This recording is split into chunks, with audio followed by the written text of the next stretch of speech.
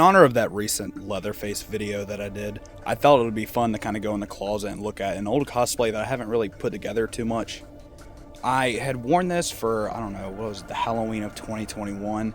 It wasn't really completed then, wasn't really satisfied with it, but now it's almost done and some modifications will be made, but I'm just going to go piece by piece, kind of explain what components are needed.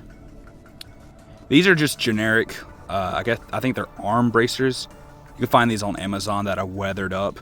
Basically shredded them up a little bit with a knife, sandpaper, some burnt umber paint. Went around the rivets or saga holes or whatever. Made them look a little rusty. And they're not very accurate to the movie because the ones in the movie, if I'm not mistaken, were homemade, like makeshift for the movie. They weren't pre-made.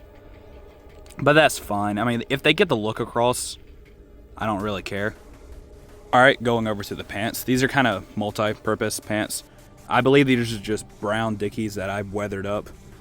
Used an old Dremel that I had that has eventually broke. Sandpaper, knife, trimmed the edges, frayed it a bit.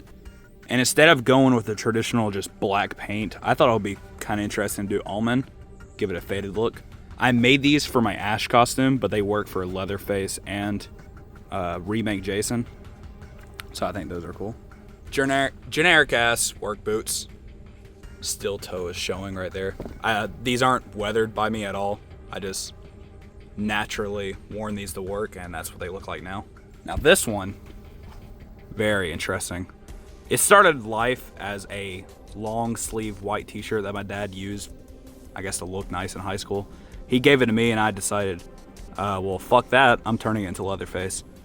Basically what I did was mix green paint with water and I would soak it in various cycles and colors. I think at first I started with browns and blacks. Then I was like, I wonder if I can do green.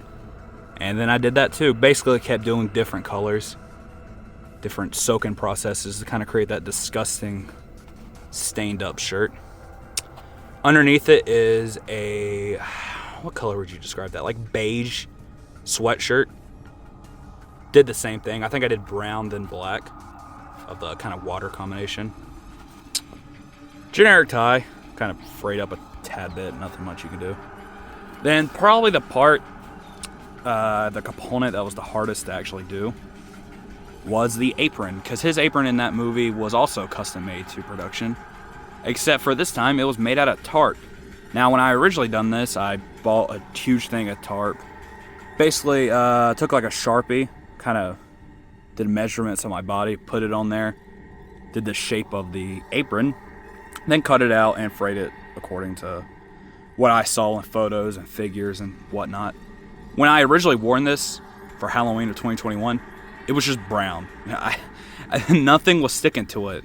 And because obviously it's tarp, it's supposed to be waterproof. What I found out was you can use black spray paint. And that really added to the effect.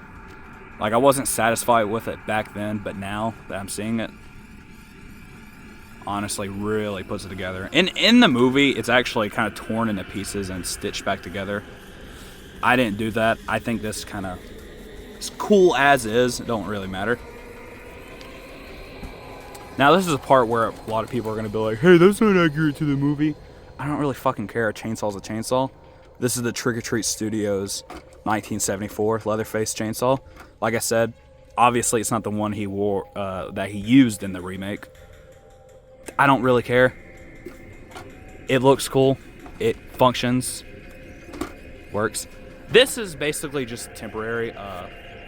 It's a sledge. I plan on getting an actual wooden handle, but repainting that part, probably making it bloody and whatnot. But I mean, for all intents and purposes, it looks fine. Now, obviously, the piece that kind of ties a Leatherface costume together is this Trick or Treat Studios 2003 remake Leatherface mask. It's based off the screen-used molds worn by Brett Wagner, I'm pretty sure. He was basically Leatherface when Kemper gets bashed in the head with that mean old thing over there. This is the updated version that they did. I want to say 2023. Basically, new paint and more accurate hair. Now, the only issue I have with this mask, see that spot that's noticeably different? That happened because my copy that got shipped to me had an air bubble. And then when I kept trying to fix it or, kept messing with it, it basically tore a giant hole into the latex, basically showing the raw latex underneath. For whatever reason in the painting process, they just saw that big paint bubble and was like, fuck it, who cares? I can't skin match the color that they did with this mask, obviously. So I just did a burnt umber, and looking at it right there, you can it's kind of noticeably different. But in my defense, it is skin. Skin ages and decays in weird ways, so it honestly doesn't really throw off the entire look, so much, which I think is fine. Looks cool as is. So basically what I'm gonna do is suit up in this outfit, have a couple photos, some videos, some recordings, some cool shit going on, and that'll basically be it. See ya.